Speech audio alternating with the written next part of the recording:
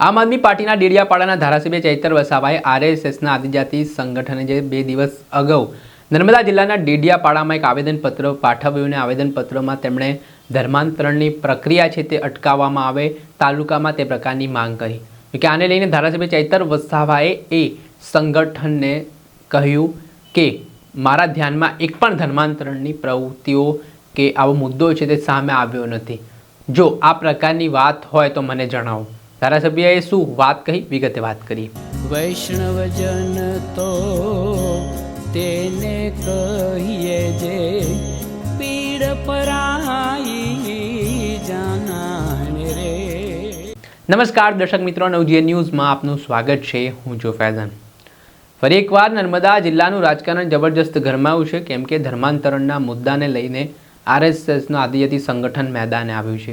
તેમના દ્વારા ડેડિયાપાડાના પ્રાંત અધિકારીને આવેદનપત્ર પાઠવ્યું હતું ને આ મામલે કાર્યવાહીની માંગ પણ કરી હતી।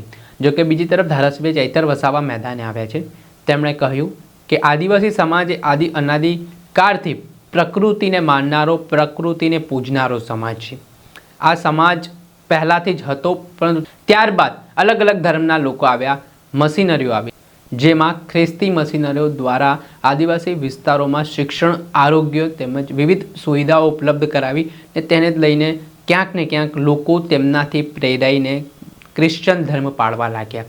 પરંતુ જે રીતે ધર્માંતરણની વાત સામે આવી છે, એ વાતને ધારાસભ્ય ચૈતર વસાવાએ ફગાવતા શું કહ્યું તે સાંભળો। ગતરોજ રાષ્ટ્રીય સ્વયંસેવક સંઘ આરએસએસ પ્રેરિત રાષ્ટ્રીય આદિજાતિ મંચ સંગઠન દ્વારા ડેડિયાપાડાના એસડીએમને આવેદનપત્ર આપીને એમણે એવી માંગણી કરી છે કે આ વિસ્તારમાં જે ધર્માંતરણ થાય છે, ખ્રિસ્તીઓ દ્વારા ધર્માંતરણ કરાવવામાં આવે છે, જે અટકવું જોઈએ અને નાતાલના તહેવાર કોઈ પણ જગ્યાએ એના કાર્યક્રમો ન થવા જોઈએ એવી એમણે માંગ કરી છે। ત્યારે એમણે આદિવાસીનો ઇતિહાસ પણ જોવો જોઈએ। આદિવાસી એટલે આદિ અનાદિ કાળથી આ વિસ્તારમાં વસનારો સમાજ, જેને આજે આદિવાસી તરીકે ઓળખવામાં આવે છે। આદિવાસી એ ધર્મપૂર્વી વસનારો સમાજ છે। પહેલા આદિવાસી હતો, પછી અનેક ધર્મો આ વિસ્તારમાં આવ્યા છે। આદિવાસી આજે પણ પ્રકૃતિમાં માનનારો અને પ્રકૃતિને પૂંજનારો પ્રકૃતિ પૂંજક છે।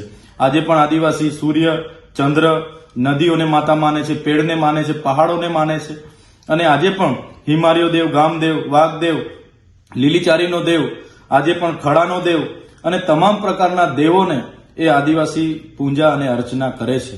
ત્યારે 1970 હોય 1980 દરમિયાન આ વિસ્તારોમાં ખ્રિસ્તી મિશનરીના લોકો આવ્યા।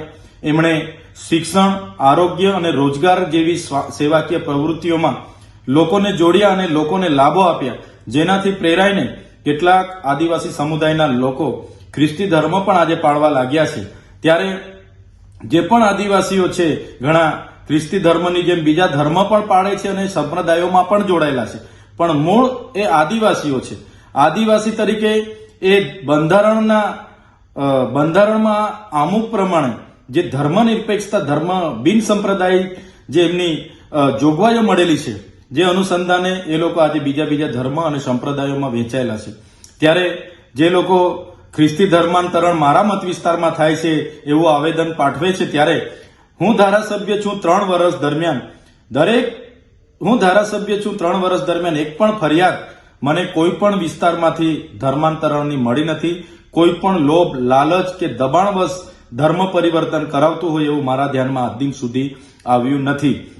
અને જો ખ્રિસ્તીઓથી આ સંગઠનોને વધારે દુઃખદ પડતું હોય તો એમની જ પાર્ટીમાં ઝઘડિયા વિધાનસભાના રીતેશભાઈ વસાવા અને વ્યારા વિધાનસભાના મોહનભાઈ કોકડી આજે પણ ખ્રિસ્તી ધર્મ પાળે છે, છતાં આદિવાસીની અનામત બેઠક પરથી ચૂંટાઈને વિધાનસભા સુધી પહોંચેલા છે। તો આદિવાસીઓને મળતા લાભો જ એમણે અટકાવવા હોય તો એમનાથી શરૂઆત એમણે કરવી જોઈએ એવું મારું માનવું છે।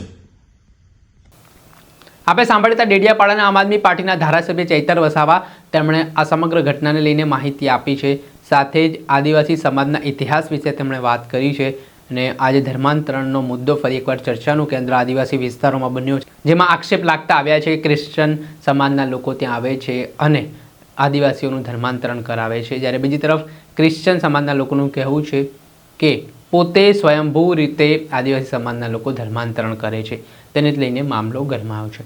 દર્શક મિત્રો, આવા જ નવા વિડીયો સાથે આપણે માહિતગાર કરતા રહીશું, એટલે નવજીવન ન્યૂઝ જોતા રહો.